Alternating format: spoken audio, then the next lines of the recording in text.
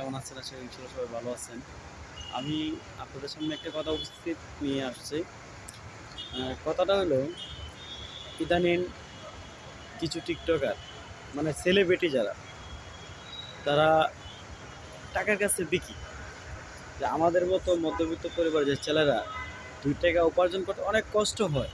কিন্তু তাদেরকে নষ্ট করা, ধ্বংস করার জন্য তারা কিছু কাজ ব্যবহার করে।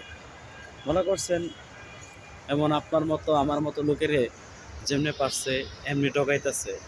আরে ভাই তুই ৳1,00,000 কামাস আর আমি ৳2 কামাই, আমার তো সংসার চলার কথা না। তারা কি করে, জোয়ার অ্যাড দেয়, জেডমি 77 আর বিভিন্ন ধরনের অ্যাড দিয়ে, জোয়ার অ্যাড দিয়ে মানুষের ধ্বংস করে।